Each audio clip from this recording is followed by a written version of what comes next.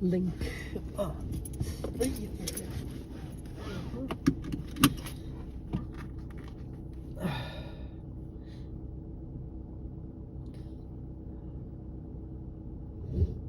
In a world of empty fridges, a hero emerges. McDelivery on the McDonald's app.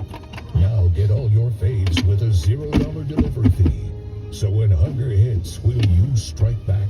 McDelivery on the McDonald's app. Now on a phone near you. $0 delivery fee.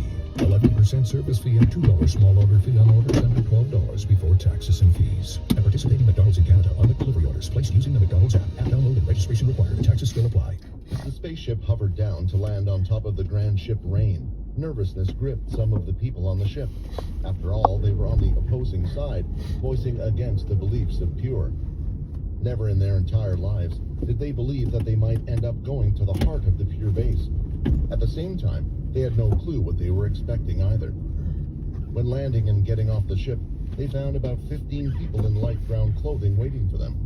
Other than them, a couple wore a white overcoat and had a unique number embedded on the back of the coat.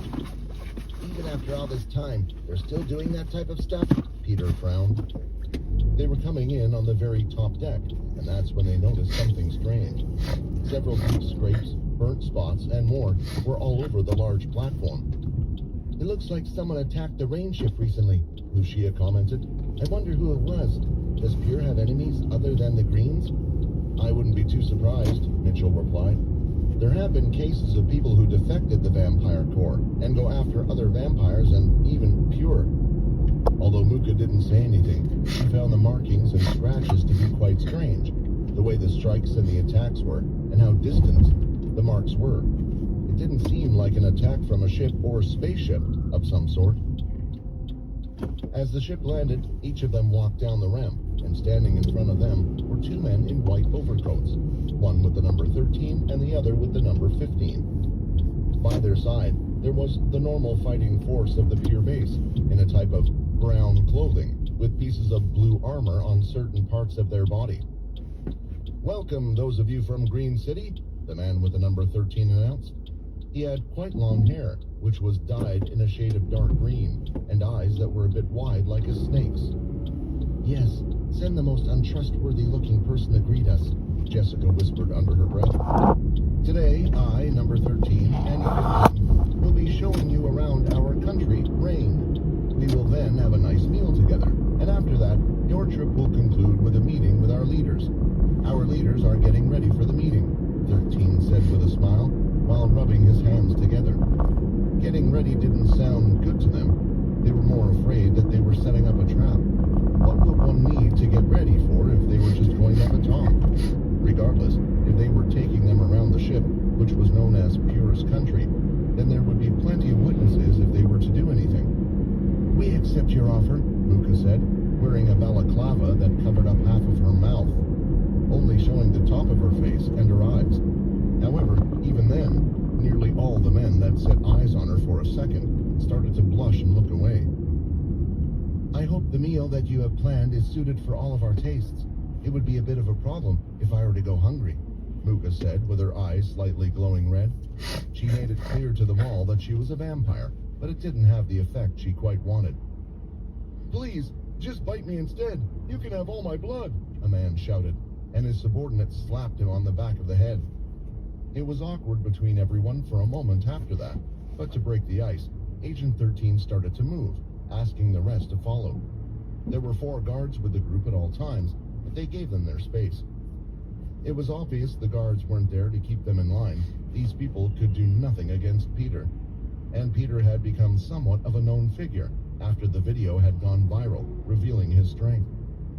On the ship itself, there were giant elevators that would go through the various floors.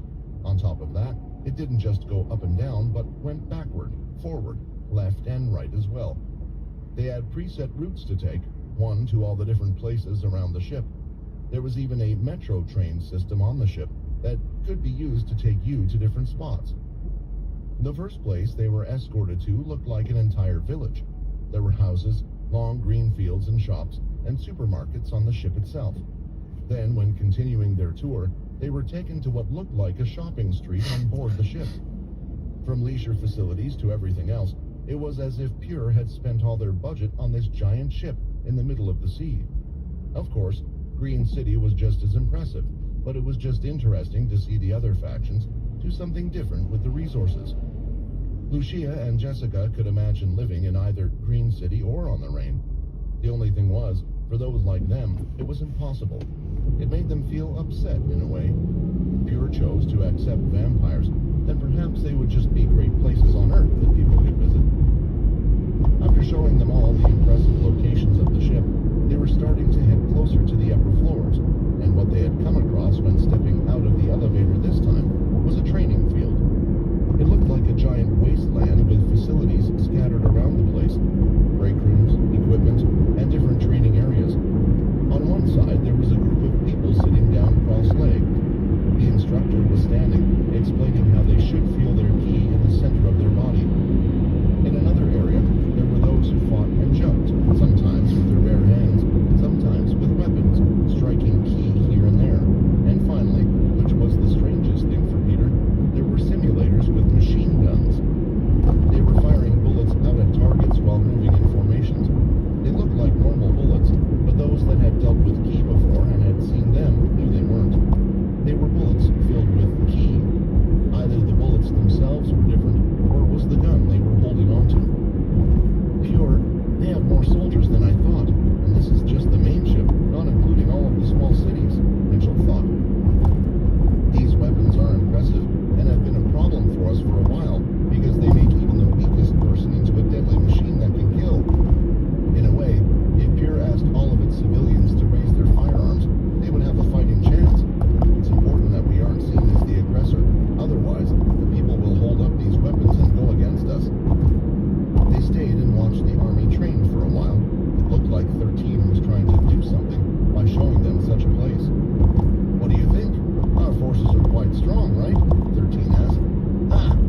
Peter laughed out loud, saying that none of the people here could even beat this little girl if they were to try. As for who he was referring to as the little girl, it was Minnie. And upon hearing this, she smiled and raised her hand to make a little bicep to show her muscles, although they were non-existent. Those training nearby had stopped to take a look, and it was the same for 13 as well. Your army is very strong, Mitchell interrupted. The two of them are just kids who are proud of their own strength. Just ignore what they say. Peter took offense to that, but before he could say anything, Lucia grabbed his arm and shook her head. For some reason, Peter seemed to stop right there. All right, that's enough showing you all around. It's time for you to have your meal, and I've been informed that the meeting will commence there as well. Following both Agent 13 and 15, they were led into an elevator once again. But this time, unlike the going up, down, left or right elevator they had seen before, this one took them directly up instead, to the second highest floor on the ship. It seemed to be a locked floor, as Agent 13 had used a special pass when accessing the elevator. Both Mitchell and Muka seemed to be making a note of everything going on, mainly because there was a chance they could be returning to the ship one day, but not as allies. Information was key in times of battle. When the doors opened, an amazingly breathtaking view appeared in front of them. Walking out of the elevator, Jessica and Lucia were the most excited. This place looked like a restaurant with glass panels, and since it was at the peak of the Rain, one could view the whole ship from it. Looking out, one could see the beautiful sight of the sea, and even a part of the ship could be seen, with people outside enjoying themselves and more. It was a pretty peaceful place, and unfortunately, the more they saw of it, the less some of them felt the need to attack such an area. This is where we will be having our meal for the day. 13's words pulled them out of their trance, and they all sat around a large round table. There was enough room for all of them, but Agents 13 and 15 didn't sit next to each other. Instead, there was a seat left empty, which they assumed was for whom they would be meeting today, Zero. We have been informed that we should go ahead and enjoy a meal without him now, Agent 13 stated, looking towards the empty seat and noticing that everyone was uneasy about their guests. The group decided to wait and save their questions for later. After all, they wanted to know about Leo, and to do that, they needed to speak to someone who was here 1,000 years ago, whether that be Chris or Zero himself. But it certainly wasn't these unknown faces. Several staff were assigned to the room, as many as there were people, and they were there to serve each individual person's needs, giving them drinks and offering snacks. We decided to serve alcohol to you all, as we believe that even vampires can taste that, correct? Agent 13 said. In a champagne glass, alcohol was being served to all, and the group found it quite delightful, including Lucia, who wasn't a vampire. It was truly a drink that could be enjoyed by them all. Ah, not that, Minnie, Jessica said as she pushed it away. Why? That's not fair. Why is everyone else allowed to drink it but not me? Minnie complained. Because you're still a child. It will affect your body quicker than everyone else's, even if you are a vampire, Jessica explained. Huh, but I'm not a child. Peter said that I was older than you, Minnie replied back. They all knew about the situation of Minnie after Peter told them about it, but even though 1,000 years had passed, Minnie's body was still that of a child. In the shadow space, time slowed down to the point as if nothing happened in the real world. Please, I promise you can have all the juice boxes that you would like, but not this, Jessica insisted, which seemed to have calmed down Minnie a bit. Regardless, she still folded her arms and pouted to show her anger. Look at all of this, Lucia commented quietly. Isn't Pure, the group, meant to try to make things equal for everyone? By teaching everyone key and ensuring no one has different abilities and such? Yet their treatment when it comes to money, power, and other luxuries like this isn't the same. It seemed like Agent 15, who had been quiet this whole time, had managed to hear what Lucia had said. Lucia had to admit he was a handsome man with straight hair and strong eyebrows. He placed his hand under his chin as he smiled at her. You're not like the others, are you? I can tell, if I was to take a guess judging from the robes you're wearing, you're part of the Greylash family. If history serves me right, didn't your ancestors attempt the same thing in the past? To bring equality into the world by giving everyone the power of lightning? And because of it, they started a whole civil war. Lucia clenched her teeth as she knew about the past of her family. It was an argument used many times against the Greylash family when trying to paint them in a bad light. Yes, please deflect the current situation with something that was done in the past, Lucia commented. If you remember history well, then you should also remember that Owen Greylash also changed his views after that. The Civil War simply started due to the disagreement about the way things were run. Owen was also someone who gave his life to the hero Quinn and more. Yet, what did the Pure do while the Dalki were taking over us? You're missing my point, Agent 15 said. As you said, the Greylash family changed, and it is the same for our group as well. The way it's currently set up is because it needs to be this way for the current way of the world. But once we can implement our ideals and have a structure in place, we will make it so everyone gets to live the best life they possibly can. Do you think the people below are unhappy? Again, Lucia had to bite her lip, because without a doubt, the people here didn't look unhappy at all. Please, we should save the political discussions for later. Muka dispersed the argument. The ideals are just different. I think neither is wrong or right. We just have different ways, methods, and beliefs. There is no point in trying to convince the other, so let's just enjoy ourselves. Just then, the waiters returned and placed a plate in front of everyone. Since it had a silver lid over them, they were unable to see their food. However, the smell wafted into their noses when he lifted the lid. It was a nice steak dinner meal, and for the vampires, the meal was cooked extremely raw, basically blue, with it seared a little bit. Peter looked at the meal, and although he could eat it, it wasn't really something that his type was meant to eat, but for now he would dig into it anyway. As everyone got on with their meals, there was only one that seemed to feel that their food was a bit bland, and in truth, for the vampires it was, but they knew their guests were just trying to be polite. I don't want this. It tastes disgusting, Minnie complained. I want my juice. Where's my juice? It was then that Agent 13 clicked his fingers. He knew what the juice boxes had inside them and knew what the little girl wanted. Not to worry, we have prepared a dessert for everyone. It was just in case our meals today weren't to your liking. The waiters soon returned, and in their hands, they each had a glass, and the glasses were filled with a red liquid. Everyone instantly knew what it was. When it arrived at the table, Minnie looked at it with big eyes. She was delighted at what she was seeing. However, Mooka, taking a sniff, instantly could tell something was off. Stop, Mooka said. No one will drink this. It smells similar to human blood, but there's something different about it. What are you thinking of doing to us? She asked. The other two were quite surprised by this, because, genuinely, they had no clue what she was talking about. And just then, a ding echoed in the hall, and the sound of the elevator door opening up came from behind them. Is there a problem with my blood? The man asked as he got off the elevator.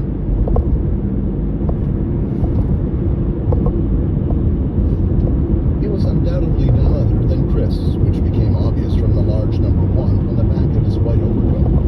Although the sit-in was already tense, the moment Chris stepped into the room, it felt like the air had just gotten heavier. Sitting across from the rest of the group, Chris smiled at each of them. Seeing Chris, the most unconcerned was Mooka. She was more worried about the blood that was in front of her. Lifting the glass, she smelled it again and wondered why it felt so strange. What are these people planning? In truth, she would have liked to taste the blood, but not on herself in case it caused problems. This moment reminded her of the Dalki blood.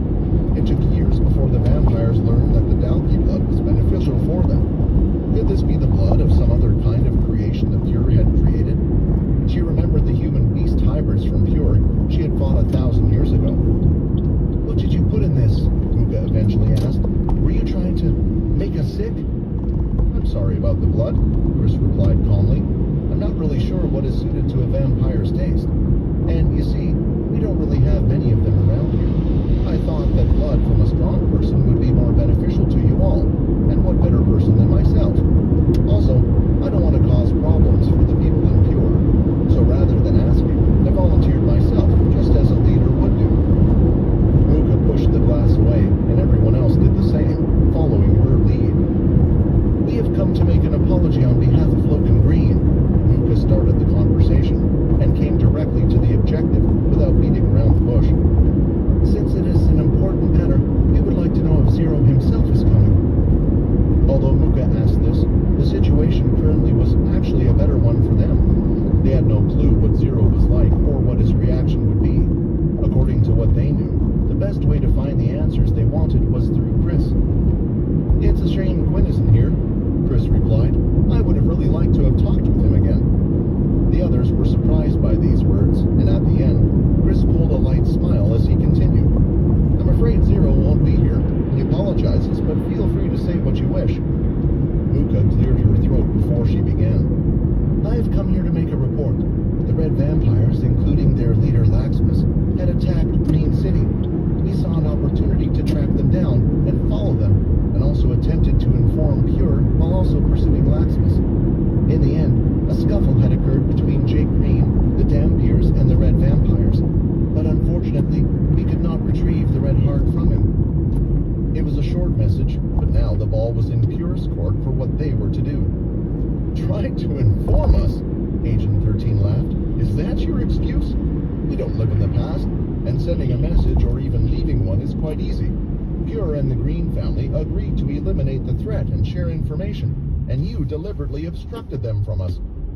It was clear that if you did get the Red Heart, you were planning to keep it for yourselves. Who knows, you might be lying to us now and have already gained the Red Heart. Agent 13 was incredulous at their words. He was looking at their leader, hoping for him to say something to shut down the group from Green City, but he did not say anything for now.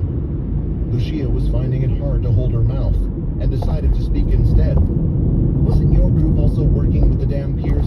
They were at the Red Vampire's base even before us. You're correct, Chris interrupted. However, there was a meeting that included Jake Green, giving permission to the Dampiers to attack the Red Vampires. This information wasn't withheld from you, unlike the news of the Red Heart. You also failed in stopping Laxmus from getting the Red Heart. And so did you, Mooka replied. Just like you said, it was a joint venture. The red heart wasn't found by one of us, but by Laxmus. Doesn't that mean we're both at fault?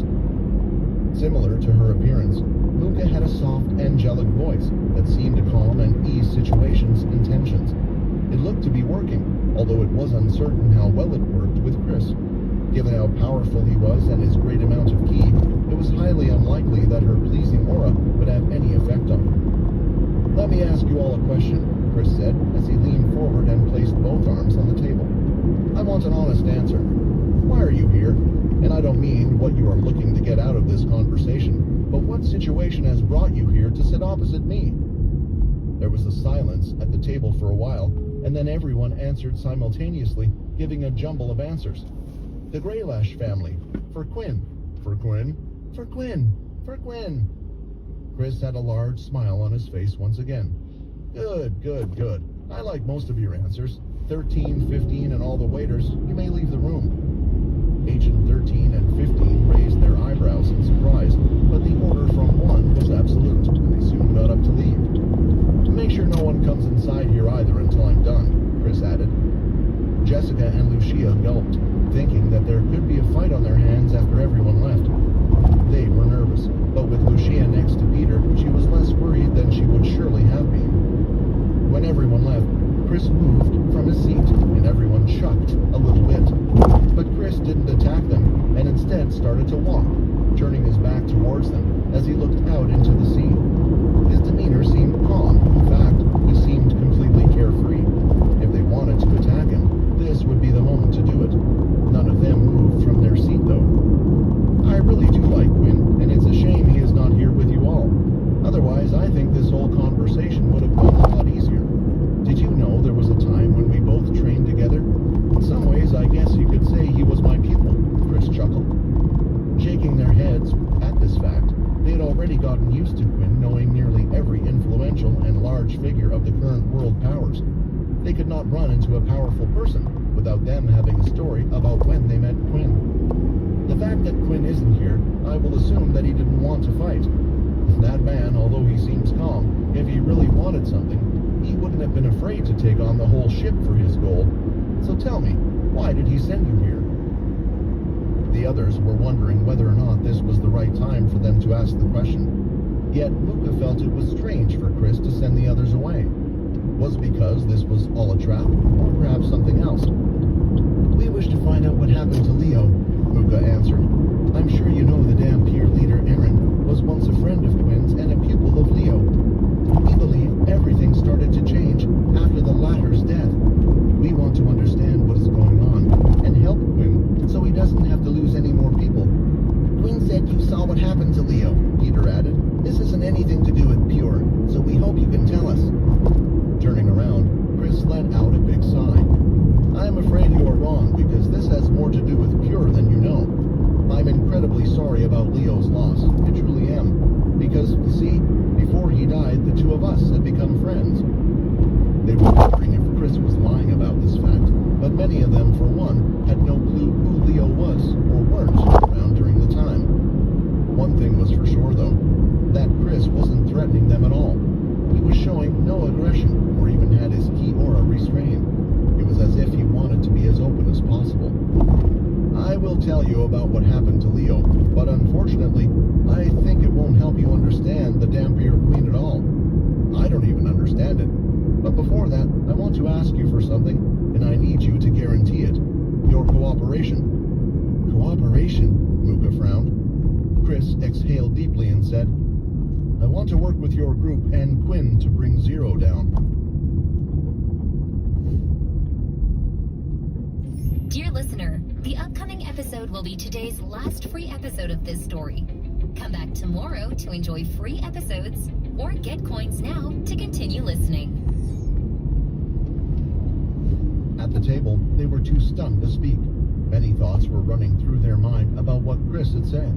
He wanted to work with them and Quinn to take down Zero. To them, they could hear the sound of their own voices in their head screaming that it was a trap, and rightfully so. "How could we even trust you?" Jessica was the first to speak up. "I mean, these guys might have known you before, and you might have known Quinn before, but even then, I would say they wouldn't be able to trust you."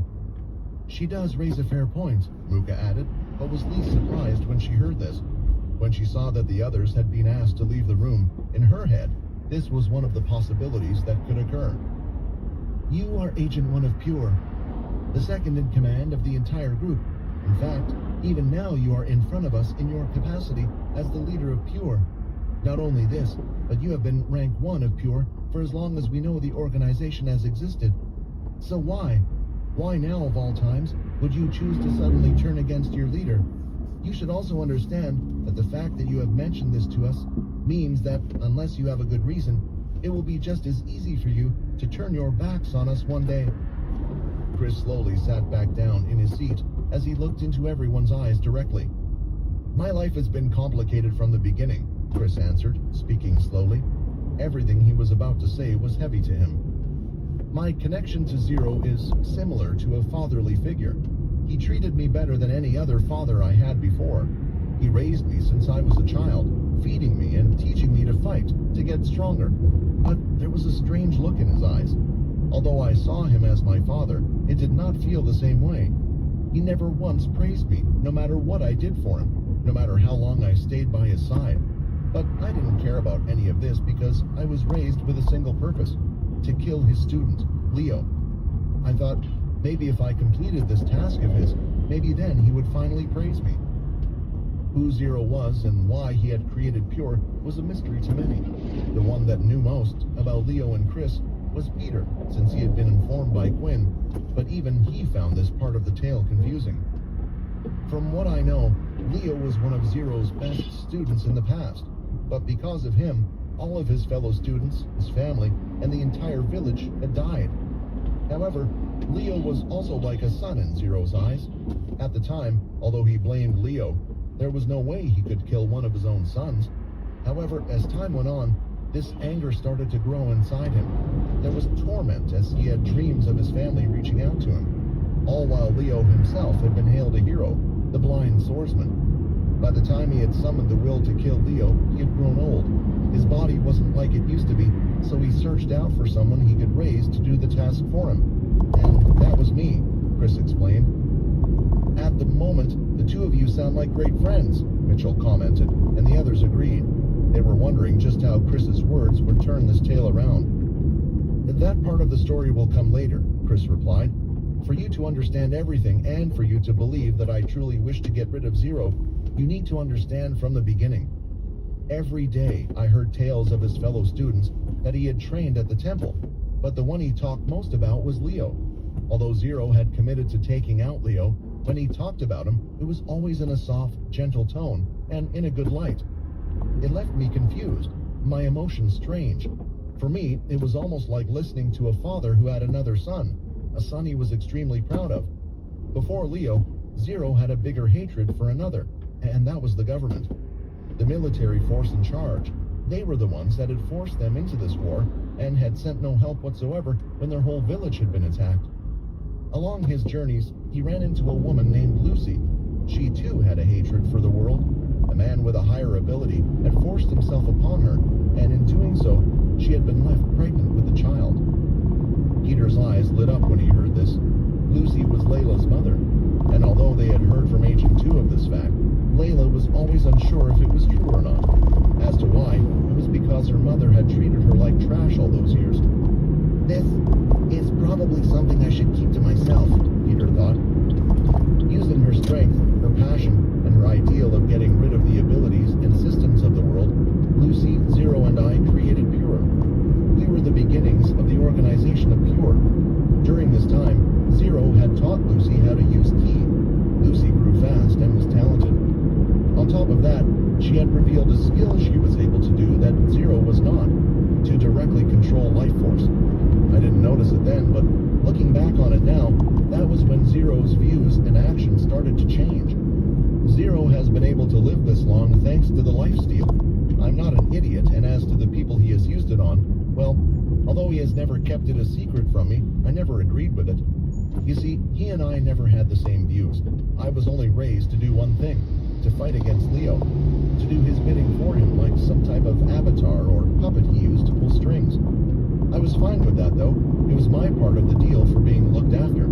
But now, with his life back, his body getting younger, he could begin to do things himself. The people Zero started to bring into the group, Lucy didn't agree with, as their views didn't align with hers. There was internal fighting at Pure, and eventually, Lucy's position got weaker within the organization that she had started. Still, I followed the person who I saw as my father, and for the first time on the battlefield, while fighting against a Dalki, I met Leo.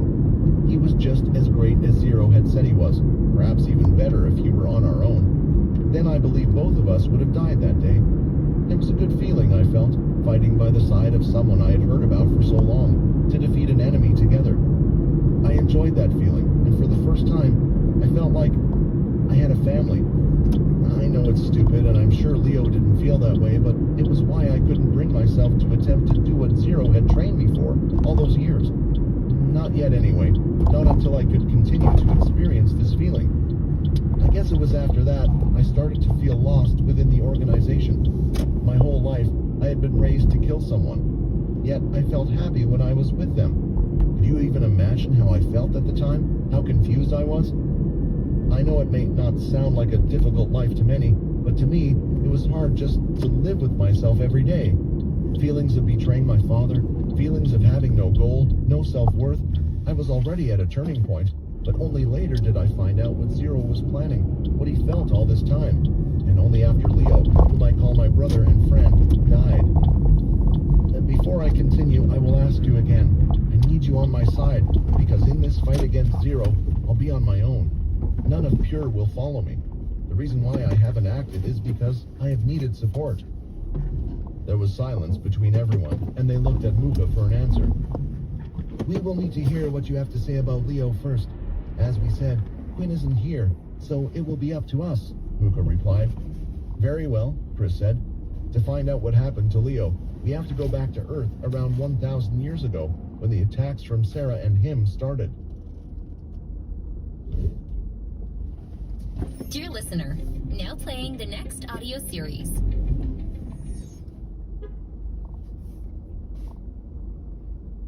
There are noises up ahead. There must be pythons nearby, and he's going to deal with them, Ariana explained. Both Jabari and Tarek were astonished, because they hadn't heard or seen anything. They didn't understand, but Henry was so strong that they believed that he could see what they couldn't. They admired him, and Ariana